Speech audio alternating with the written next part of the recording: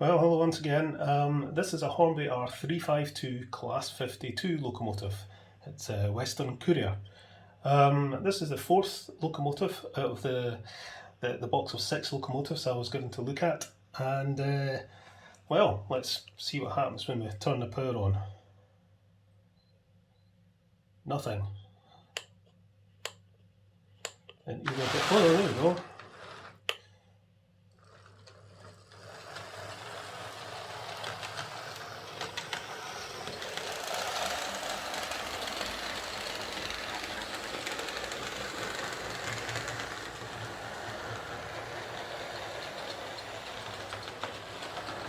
Seems to be running okay, maybe a wee bit lumpy and a wee bit that way.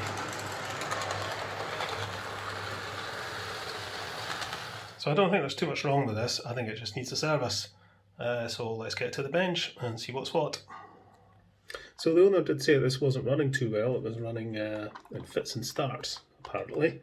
But it seemed to be running okay there. I'm just looking at the wheels. They could do with a clean. And I think this is, yeah, it's a ring-field motor. So we'll do the business with the ring-field motor, and I'm sure this will run absolutely fine. How do we get into this? Clips. There we go. Ooh. I like that. The cab interiors are weights, or at least they're die cast, but I think they act as weights. Right, so yep, it's the old Hornby ring-field motor, which should just come out. Take that out. Oh, that's stuck. There you go.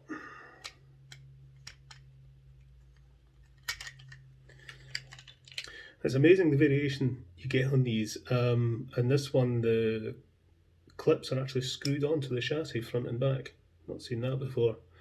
But this looks not too bad condition. It's a bit fluffy, so we'll clean it up. So I want to get the motor separate from the chassis. So what happens if I take this clip off? Very big screws. Right, does this.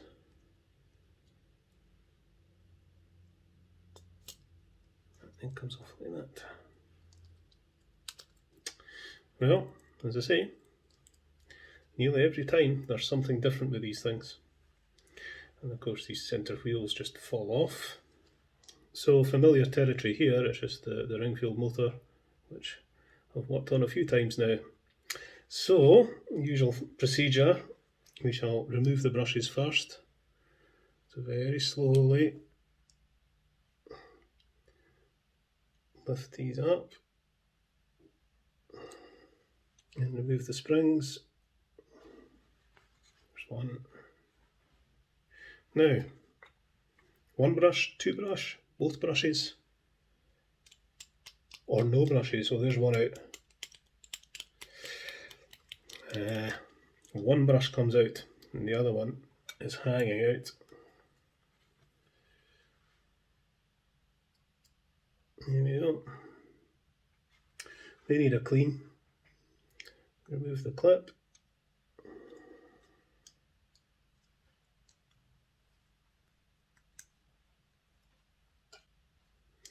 And remove the gears.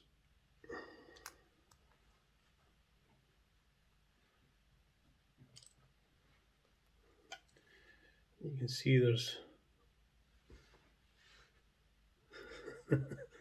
a lot of crap.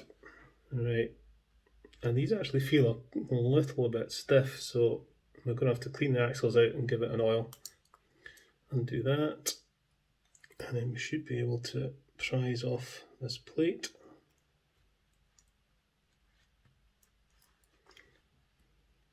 There we go. Right, commutator, seen a lot worse.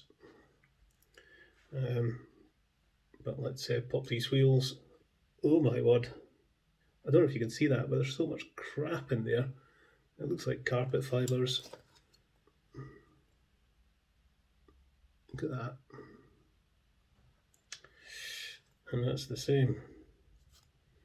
give these a brush out, because the teeth in the gear on the wheel there, the teeth are all gunged up. The axles aren't actually too bad. So I'll get some fresh oil on them. We'll brush out these axles. We'll spot a T-cut.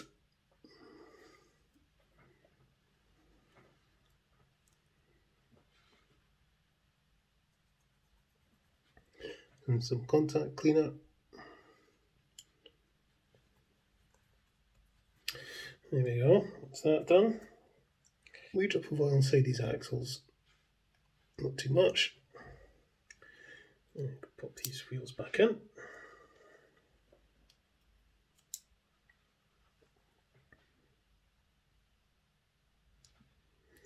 Just check the condition of the traction tyres.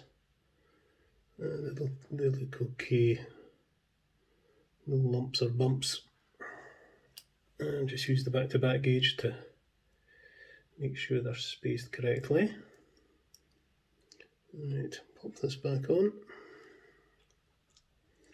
Pop the brushes in some contact cleaner and give them a shake.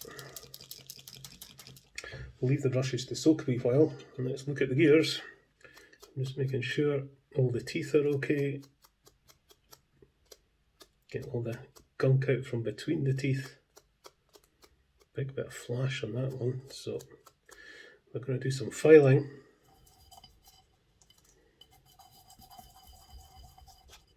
Just some molly grease on the spindles for the gears.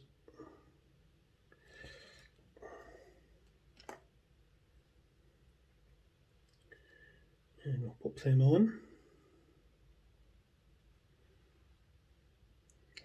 Put the clip on. Okay, so pop the clean brushes back in. And then we do the spring thing.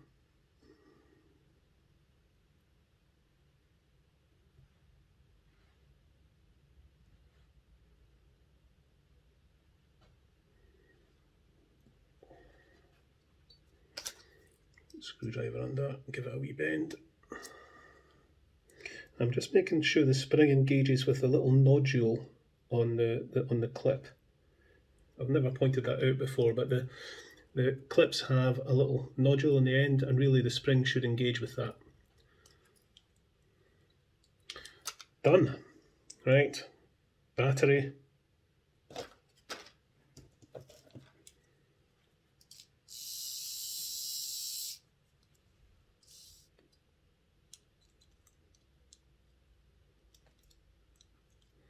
Yeah, that's better.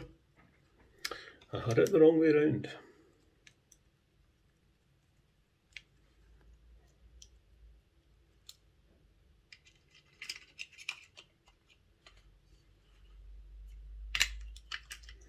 Like that, and then that plugs in there. Right, okay. Wheels are nice and clean on the power bogie, but we've got dirty wheels on the unpowered bogie. Okay, the wheels on this are actually in very poor condition. Some of the platings come off the wheels. Well, I don't know how well you can see, but what I thought was dirt at first glance on the wheels is not. It's actually the plating that's come off.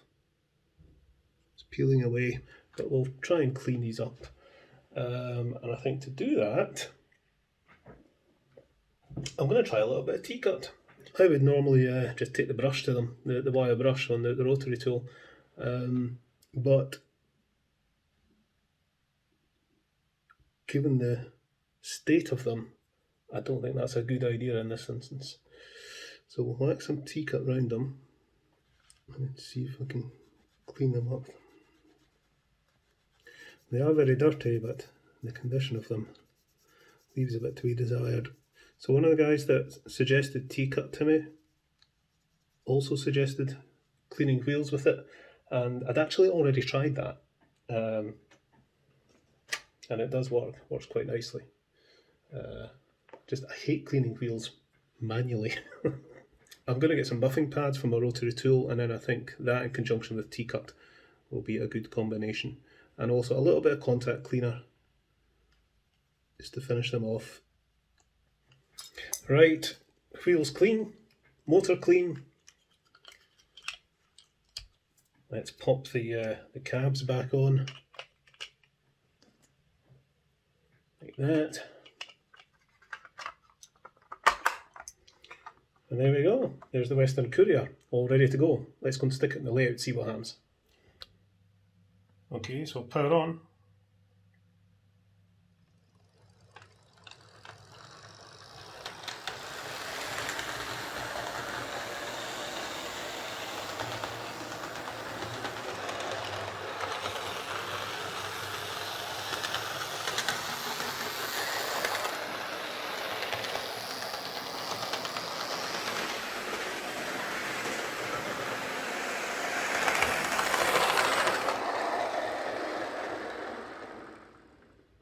So that's this old Class 52 Western Courier running quite nicely now.